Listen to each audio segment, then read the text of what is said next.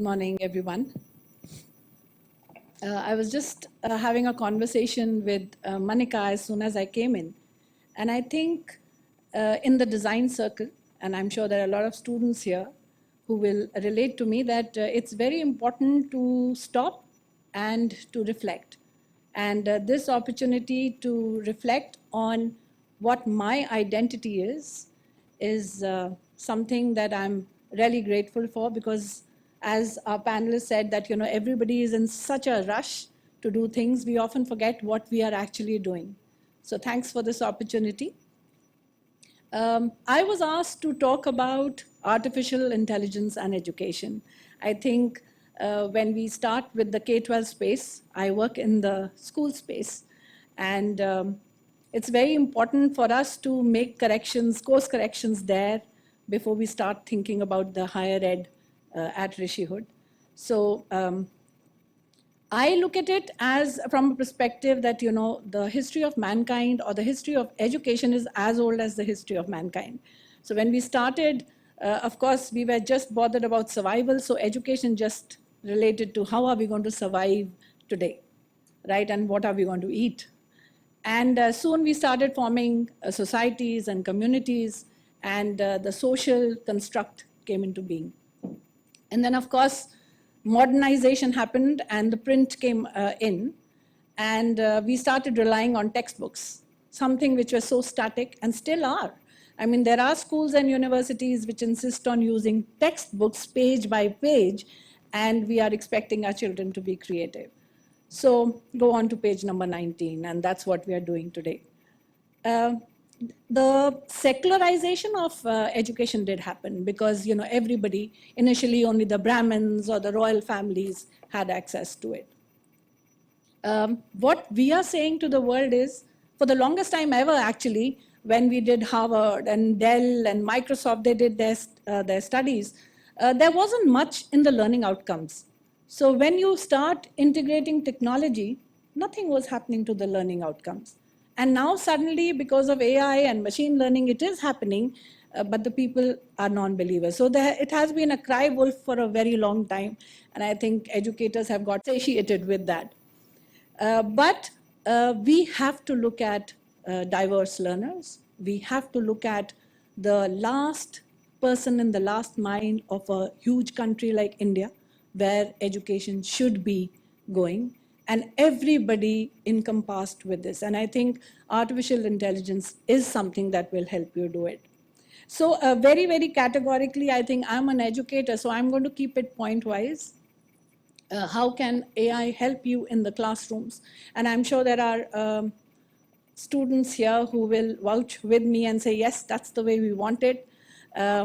So when we look at AI, artificial intelligence in the classroom, it is something that has proved that you can address diverse learners, you can enhance learning outcomes, you can have differentiated instructions without the teacher getting frustrated. So if you have 40 children in the classroom, you are not personalizing education, right? But if you are with a non-judgmental machine, and you ask the same question 100 times, the machine will answer. And that's the reason why I think the special needs children, especially the children who have autism or ADHD, they feel better with a machine, because that is something which is not judging them. It is something which is replying to them every time they ask a question.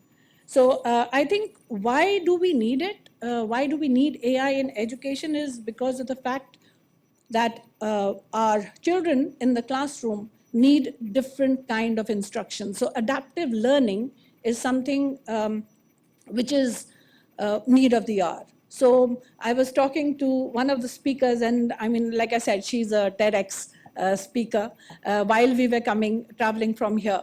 I mean, each child needs to have that kind of a instruction which is tailored for that particular child.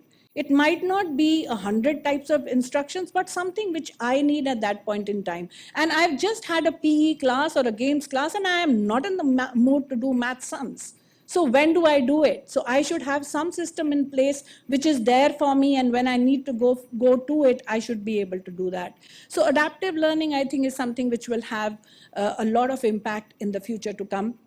The other thing that is going to be really prominent is the learning analytics. So the teachers in the classroom need to be researchers. They need to see what are the behavioral changes that each child is having. And when you are one-to-one, you're personalizing, you're actually looking at the analytics that this person, this student in per se, has not been doing division. Now, if division is the case, it might be that the repetitive subtraction is the problem with the child and not necessarily the long walk to division. So we need to find out where the problem is to be able to give a creative solution to it. And I think when you really look at it, we are looking at not only teaching and learning in the classroom, we are also looking at adaptive assessments. So when you get the child to assess what the child knows for a particular topic or a particular theme, what is that you are assessing? It can't be a one size fit all. Right? There might be children who are gifted and talented, GNT. There might be children who are below the, the expectations of any board that you're following, whether it's the NCRT learning outcomes or whatever the outcomes might be. Your child needs to hit that base at least before we move on to anything else. So I think not only adaptive learning techniques, but also assessment techniques which need to be assessed at a particular pace. What we also need is, and this is something that you will agree with me, young boys and girls who are sitting here hearing me at this point in time, that you need personalized feedback.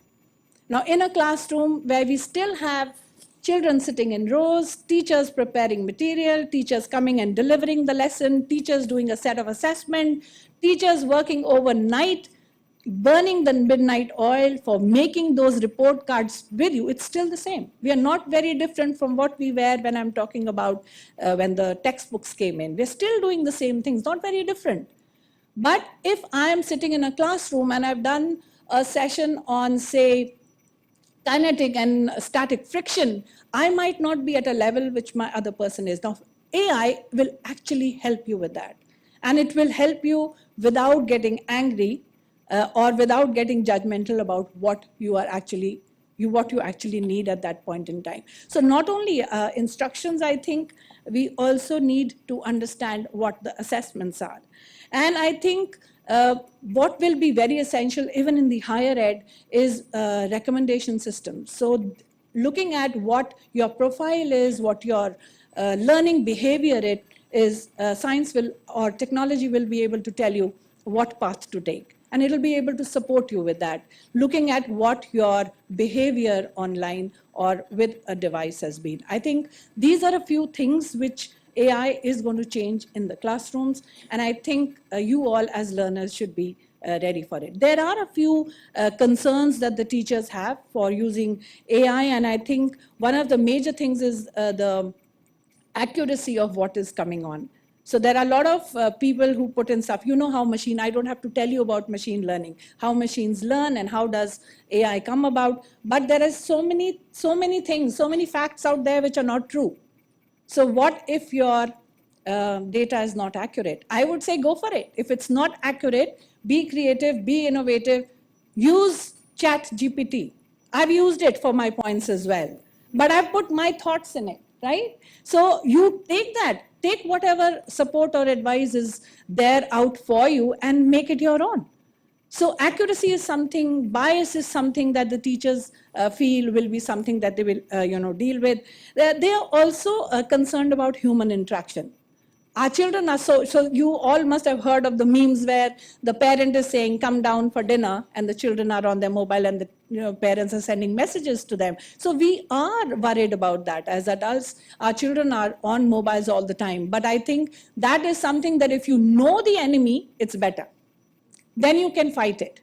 That's the Fauji in me talking, right? So I think when you look at any challenge, any discrepancy, or I would say anything. I mean, we were talking about problem solving just for the two speeches that we've had already. I think we should know what the problem is to be able to solve it, right? So I think that is something which is very, very minimal. You don't have to put too much effort onto that. Just know it.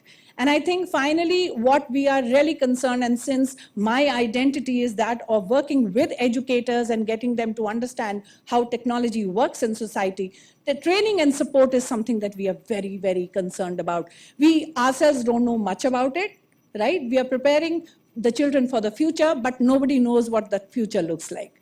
So we are all in it together. We are all working in it together. And like I said, the community, the society, all of you here, if you work together as a team, we can overcome that as well. And I think my advice, as I put an end to my little talk here, is be agile. Just embrace the change.